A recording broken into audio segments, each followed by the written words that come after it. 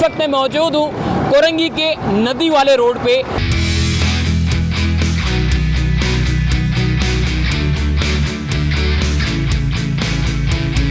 सिंध हुकूमत ने एक बड़ा मंसूबा जो कि 1.8 किलोमीटर तक मुहित कोरंगी के लोगों के लिए, जो कि बारिशों में सबसे ज़्यादा मुतासिर होते थे ये लोग, अब उन लोगों के लिए एक बड़ा सा ब्रिज बनाया जा रहा है।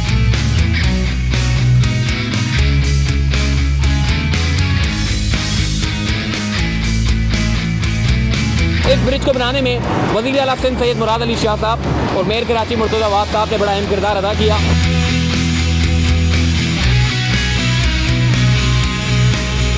जिस तेज़ी के साथ काम चल रहा है, उम्मीद है कि मेरे ख्याल है 3 महीने के अंदर अंदर ये काम निपटा देंगे।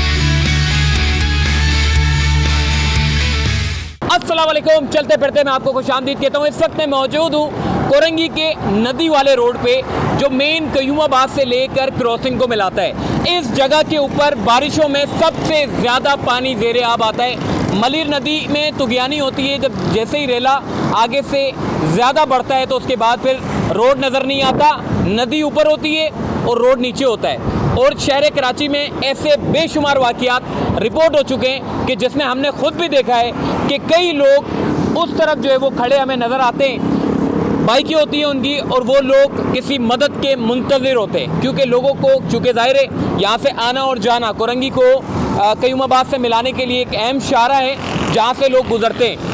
लोगों की कोशिश होती है कि हम कोरंगी चले जाएं और कोरंगी वालों की कोशिश होती है हम आगे कयूमाबाद की तरफ चले जाएं या फिर आगे चले जाएं शाहरा फैसल पे। तो सबसे बड़ा मसला ये होता है जब बारिश होती है, रेला ऐसा आता है कि रोड को बहा के ले जाता है और लोग फंस जाते हैं। हमने ऐसे भी देखे कई लोग इस रेले में जाते हुए देखे, कई लोगों की गाड़ियाँ जाते हुए देखी है, कई लोगों की माल और जान जाते हुए हमने देखे। तो इस वजह से ये फैसला किया गया कि सिंध हुकूमत ने एक बड़ा मंसूबा जो कि गालिबन 1.8 किलोमीटर तक मुहित ये पूरा एक ओवरहेड ब्रिज बनाया जा रहा है, जो कि जितना ट्रैफिक कयूमाबाद से आ रहा है और क्रॉसिंग की तरफ जा रहा है और क्रॉसिंग से कयूमाबाद की तरफ आ रहा है, ये सारा का सारा डाइवर्ट हो जाएगा ओवरहेड ब्रिज पे, क्योंकि बारिशों में ये रोड बंद हो जाता है और लोगों को मुश्किलात का सामना होता है। सबसे ज़्यादा मुश्किलात कोरंगी के रिहायशियों को दरपेश आता है, और जो कोरंगी से जिनका काम वाबस्ता है उनको ये मुश्किलात जो है वो दरपेश आती है। 3 बड़े सोर्स हैं जो कोरंगी को मिलाते हैं, यानी कि 3 बड़े रोड हैं जो कोरंगी से जाकर मिलती है। पहला ये नदी वाला ब्रिज जहाँ पर मैं मौजूद हूँ, दूसरा जाम सादिक ब्रिज, और तीसरा मेन कोजवे, जो कोजवे रोड है जो आपको इंडस्ट्रियल एरिया से जाके मिलाता है। तो ये 3 बड़े रोड है जो कोरंगी से जाकर मिलते हैं। पहला कोजवे रोड, वो भी ज़ेरे आब आ जाता है, वहाँ पे भी लोग फंस जाते हैं। और दूसरा ये नदी वाला रोड, यहाँ पर भी ज़ेरे आब आ जाता है पानी। सिर्फ एक रोड हमारा बचता था बारिशों के बाद, वो है जाम सादिक।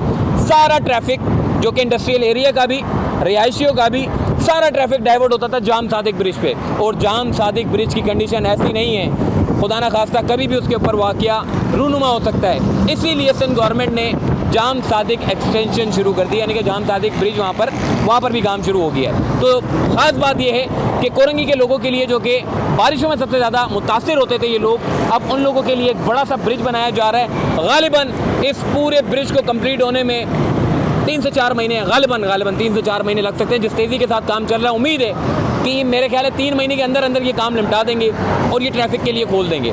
तो जब भी जैसे भी जितनी मिलीमीटर की भी बारिश रिकॉर्ड होगी शहर कराची में, और ख़ासकर इस जगह के ऊपर, चूँकि मलिर नदी का पानी ऊपर आता है तो टेंशन नहीं होगी।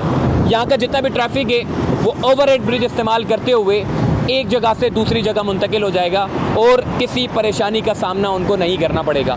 इस ब्रिज को बनाने में वज़ीर आला सिंध सैयद मुराद अली शाह साहब और मेयर कराची मुर्तज़ा अवाद साहब ने बड़ा अहम किरदार अदा किया कि इस पूरे फ्लाई ओवर को बनाने के लिए, चूँकि अब तक जितने मेयर कराची गुजरे हैं उन्होंने कोरंगी के रिहायशियों की इतने बड़े मसाइल को उजागर ना किया, और इतने बड़े ब्रिज को बनाने का जो बहुत पहले ही मंसूबा शुरू होना चाहिए था वो ना किया गया। लेकिन मेयर कराची ने इस पूरे जगह को मुआयना किया और उसके बाद यहाँ पर ब्रिज बनाने का काम शुरू किया। इस ब्रिज को बनाने के लिए भी ज़ाहिर टेंडर निकलते हैं, बिट होती है, पता नहीं क्या क्या इसके प्रोसीजर होते हैं। उसके बाद कंस्ट्रक्शन शुरू होती है और कंस्ट्रक्शन शुरू होने से भी पहले डिगिंग का अमल जो है वो मुकम्मल किया जाता है। ये जो पिलर आप देख रहे हैं, इतने बड़े बड़े जो पिलर आप देख रहे हैं, ये नदी के पानी को रोकने के लिए, यानी कि नदी के पानी की मजबूती के लिए, क्योंकि ऐसा नहीं है चूँकि नदी का पानी जो है वो गुजरना है, अब कोई भी ब्रिज अगर आप बना दें तो वो ब्रिज को भी साथ ले जाएगा। तो भाईजान इसीलिए यहाँ पर डिगिंग का अमल शुरू किया गया।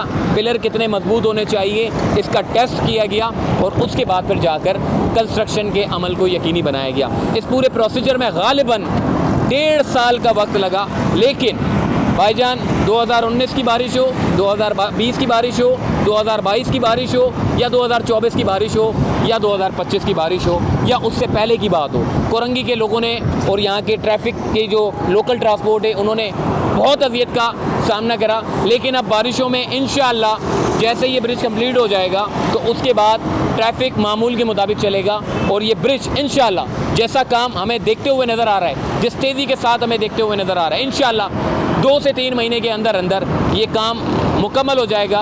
और चाहे बारिशें हो या ना हो, आपके पास एक बड़ा ब्रिज मौजूद होगा जो आपकी सेफ्टी के लिए होगा, जो आपके माल को भी बचाएगा, जो आपकी जान को भी बचाएगा।